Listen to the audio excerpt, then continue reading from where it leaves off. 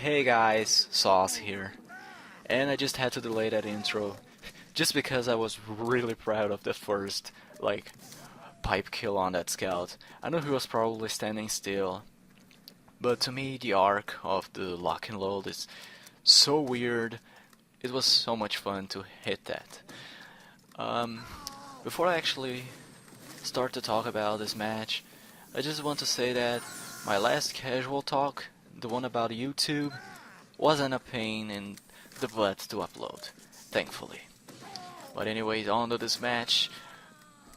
I'm using, as you can see, the lock and load, the sticky jumper, and the conscientious objector, which has my custom decal, which I'm not gonna tell you what it is.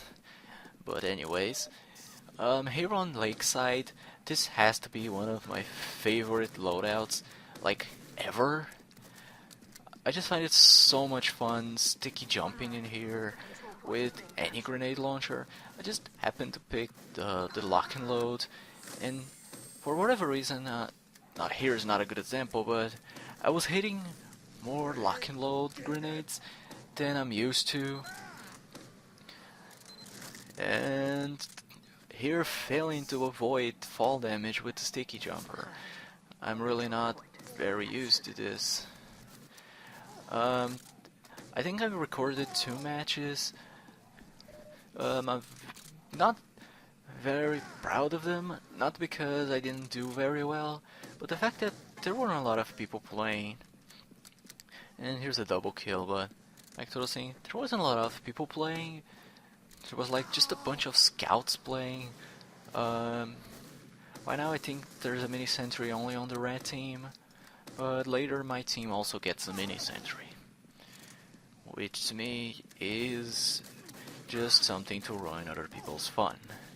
But that's not the point of this video. So let's talk about the weapons here.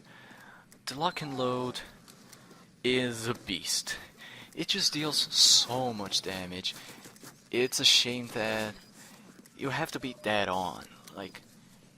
This is basically the direct hit for Demo Man, but the direct hit for Soldier has still a small radius that's barely any good or any noticeable, but it still has. This thing you have to hit them right on the meat.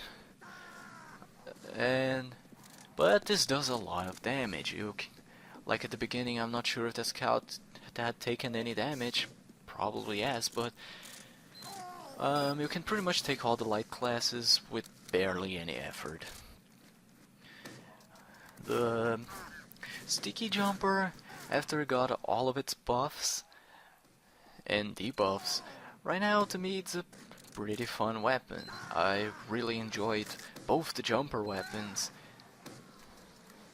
And before I finish this sentence, my hero was trying to do the same thing I did at the beginning. Unfortunately I missed.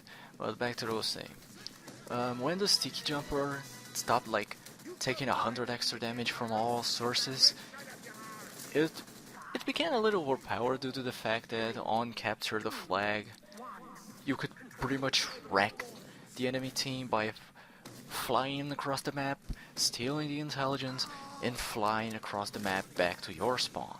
Thank God they fixed that. But the sticky jumper also got a second nerf, that you can only lay down 2 stickies. A lot of people were saying that, I actually heard a lot of people saying that this was a huge nerf. Oh my god, why did Valve do this? This is so much not fun anymore. But honestly, you don't really need 3 stickies to jump on, unless you want to bump your head into the skybox. 2 stickies is enough to get basically anywhere. And sticky jumping with 8 stickies? Where are you going with that? Other than, like I said, bump your head on the skybox. The conscientious objector, there's really not anything useful I could say. Here a scout just run in front of my grenade. I was trying to hit the mini sentry. But yeah, back to my point. The conscience objector, just a reskin for the bottle, or the frying pan, or any other weapon that's just a reskin. Really no buffs, no debuffs. So I just used it due to no buffs and no debuffs. I could consider like using a sword, but a lot of the swords have downsides that I really didn't want to have to worry about, let's say. Like the Islander, you get less health. The Scotsman's Skull Cutter, you get less speed. The Clade Hammer, there really is no point of using that unless you're using a shield. So no point of using. The Persian Persuader, not being able to pick up ammo is gonna be a huge problem since Demo Man's grenade launchers run out of ammo so quickly. They only have 16 in reserve. But yeah, so the regular bottle or the conscientious objector in my case were my best options. And just hitting some directs I never thought I could hit. Here using this broken wall to sticky jump without taking any fall damage.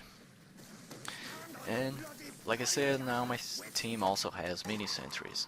I think the enemy team stopped using mini sentries, or if they still have, they weren't being as effective as ours.